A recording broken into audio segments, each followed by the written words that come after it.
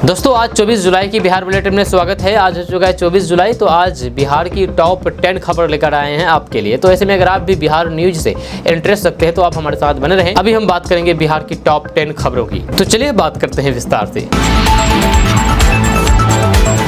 बिहार विधानसभा monsoon सत्र अभी जारी है। जहाँ आज सेशन का तीसरा दिन है। तीसरे दिन विपक्ष के विधायकों ने सदन में जमकर के आरक्षण के मुद्दों को लेकर के बवाल मचा दिया। विपक्ष की नारेबाजी से मुख्यमंत्री नीतीश कुमार को गुस्सा आ गया। सीएम नीतीश कुमार ने गुस्से में राजद की महिला विधायक को फटकार लगा दी। जब राजद की विधायक रेखा देवी अन्य विपक्षी विधायकों के साथ नए आरक्षण को 9वीं अनुसूची में शामिल करने की मांग कर रही थी। इसी पर मुख्यमंत्री नीतीश कुमार भड़क उठे। नीतीश कुमार ने कहा कि अरे तुम महिला हो, तुमको कुछ जानकारी है, तुम कुछ जानती हो। मुख्यमंत्री नीतीश कुमार ने कहा कि चुपचाप मेरी बात सुनो, हम अभी बोल रहे हैं। वहीं पर महिला विधायक पर नीतीश कुमार के दिए गए बयान को लेकर के अब सियासत भी शुरू होने लगी। वहीं पर कई लोगों का कहना है कि नीतीश कुमार जी एक महिला विधायिका को कैसे अपमानित कर रहे हैं। देखिए, महिला हो, कुछ जानती हो, चुप रहो, ऐसा कोई बोल सकता है क्या महिला के प्रति? वहीं पर आरजेडी ने लिखा है कि भला ये मुख्यमंत्री की भाषा शैली होनी चाहिए। महिला विरोधी नीतीश कुमार को तुरंत इस्तीफा दे देना चाहिए। उम्मीद करते हैं कि महिला आयोग इस पर खुद संज्ञान लेकर के कार्रवाई करेगी।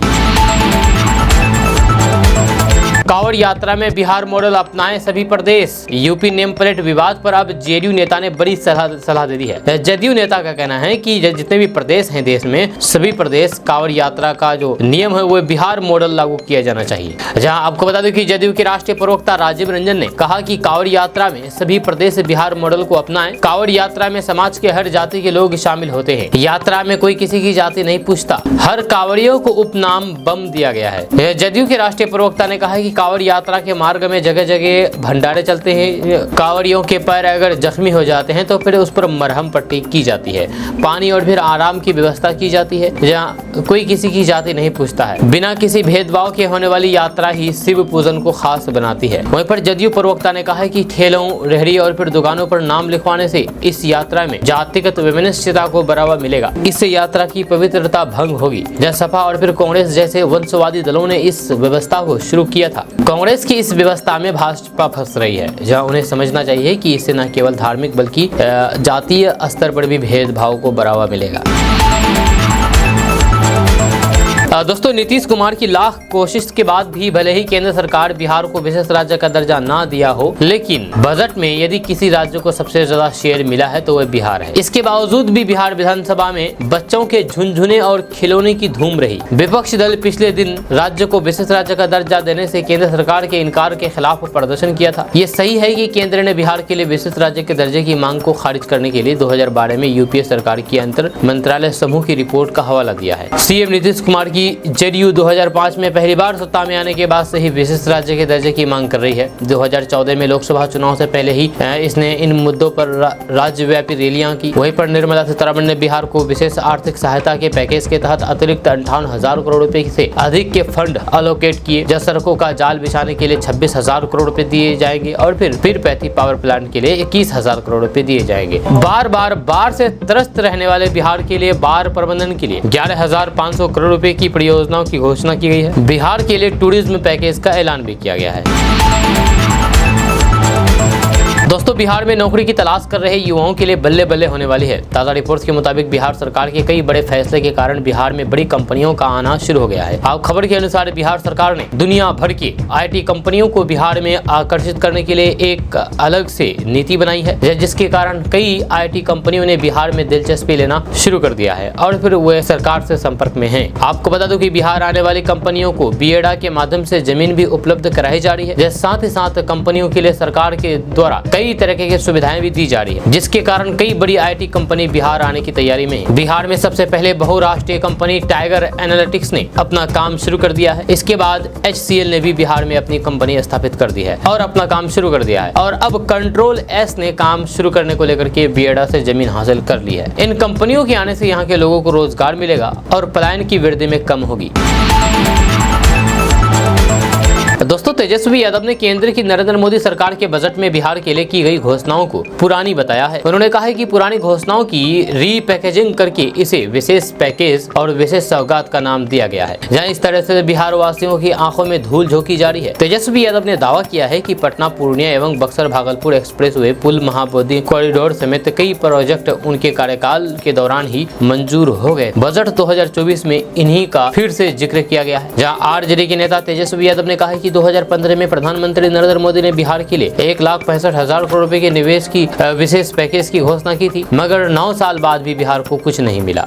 ये बात वही नहीं बल्कि खुद मुख्यमंत्री नीतीश कुमार कई बार स्वीकार कर चुके हैं। तेजस्वी यादव ने कहा है कि जैसे वह घोषणा थी वैसे ही अभी की ये घोषणा है, जहां उन्होंने बीजेपी को जुमला पार्टी करार दिया है। जहां तेजस्वी यादव ने कहा कि ये पुरानी योजनाओं को नया बताने की अपनी विशेष विशेषज्ञता का विशिष्ट प्रदर्शन करके जनता को फिर एक बार भ्रमित कर रही है। 2014 में प्रधानमंत्री नरेंद्र मोदी ने बिहार को विशेष राज्य का दर्जा देने का वादा किया था, उसका क्या हुआ? बिहार विधानसभा में नेता प्रतिपक्ष तेजस्वी यादव ने सोशल मीडिया पोस्ट के जरिए केंद्रीय बजट को बिहार के लिए निराशाजनक बताया है। उन्होंने कहा कि बिहार को प्रगति पथ पर ले जाने के लिए एक रिवाइवल प्लान की जरूरत थी। इसके लिए विशेष राज्य के दर्जे के साथ विशेष पैकेज की सख्त जरूरत है।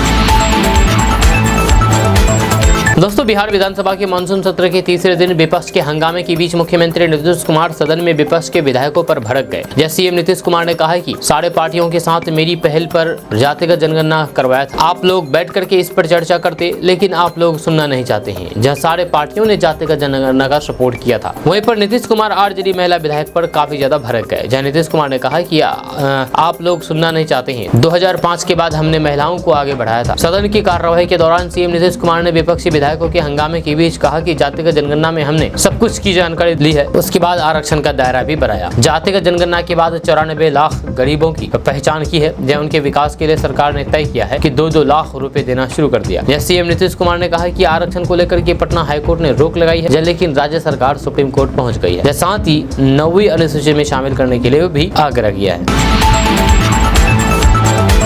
दोस्तों, बिहार विधानसभा में आज मानसून सत्र का तीसरा दिन है। आज भी विधानसभा के बाहर विपक्षी दलों के नेता हाथ में बैनर पोस्टर लेकर के सरकार के विरोध में नारेबाजी की है। वहीं पर आरजेडी विधायक मुकेश रोशन ने दस्तावेज दिखा करके सरकार पर घोटाले का आरोप लगाया है। उन्होंने कहा है कि जीईएम पोर्टल पर डाल दिया गया है कि बिहार शिक्षा परियोजना के तहत 1.25 लाख टैब खरीदना है।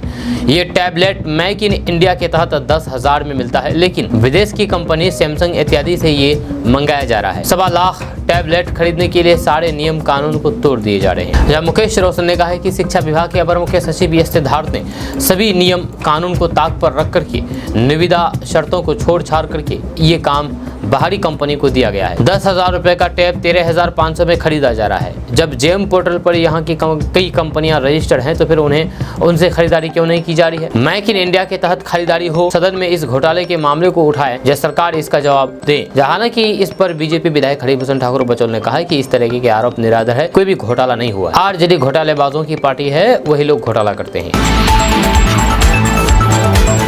दोस्तों, नीट एग्जाम को लेकर के मचे हंगामे के बीच बिहार लोक सेवा आयोग यानी कि बीपीएससी की तृतीय अध्यापक नियुक्ति यानी कि ट्राई 3 शिक्षक भर्ती परीक्षा में शामिल हुए फर्जी छात्रों को अरेस्ट किया गया है। बिहार पुलिस ने सोमवार को सहरसा से 5 फर्जी छात्रों को गिरफ्तार किया है।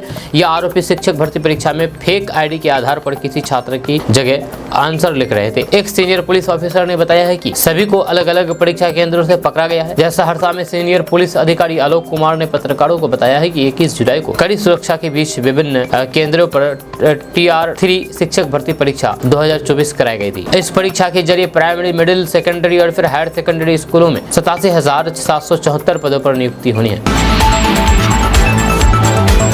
दोस्तों, प्रधानमंत्री नरेंद्र मोदी के नेतृत्व वाली केंद्र सरकार ने अपने पहले बजट में बिहार को कई बड़ी सौगातें दी है, ये तो आपको पता है। इनमें सबसे अहम बिहार को नए एक्सप्रेस वे है। जब पटना पूर्णिया 300 किलोमीटर और फिर गया बक्सर भागलपुर 386 किलोमीटर के इन दोनों ही एक्सप्रेस वे पर 100 किलोमीटर के पेंच में चालू वित्तीय वर्ष के अंदर ही काम शुरू हो जाएगा। इस प्रोजेक्ट पर करीब 26,000 करोड़ रुपए खर्च होंगे। ये जानकारी केंद्रीय वित्त मंत्री निर्मला सीतारमण ने अपने बजट भाषण में दी है। बजट भाषण में ऐलान के साथ ही राज्य में यानी कि बिहार में पहली बार एक्सप्रेसवे बनने का रास्ता साफ हो गया है। इसी के साथ ये भी साफ हो गया है कि दोनों एक्सप्रेसवे राज्य सरकार की ओर से प्रस्तावित एक्सप्रेसवे से पहले ही बन जाएंगे। पटना पूर्णिया एक्सप्रेसवे, पटना वैशाली एक्सप्रेसवे, बेगूसराय नालंदा, लखीसराय मुंगेर, खगड़िया, मधेपुरा और पूर्णिया के लोगों को फायदा होगा। वहीं पर बक्सर, गया और फिर भागलपुर को जोड़ने वाली एक्सप्रेसवे से बक्सर, भोजपुर, रोहतास, अरवल, औरंगाबाद, गया, जहानाबाद, नवादा, जमुई, शेखपुरा, बांका और भागलपुर के लोगों को फायदा होगा। वहीं पर बिहार के सीएम नीतीश कुमार के नेतृत्व वाले जेडीयू के सहयोग से बनी मोदी सरकार ने शपथ ग्रहण में ही बिहार से ललन सिंह, जीतन राम मांझी, चिराग पासवान, गिरिराज सिंह, नित्यानंद राय समेत 8 सांसदों को मंत्री बनाकर के साफ कर दिया था कि बिहार पर केंद्र सरकार इस बार फोकस करने वाली है। जहां वहीं पर अब पहले ही बजट में केंद्र सरकार बिहार के लिए सौगातों की बरसात कर दिया है। जहां केंद्रीय वित्त मंत्री निर्मला सीतारमण ने अपना बजट भाषण पढ़ते हुए बताया है कि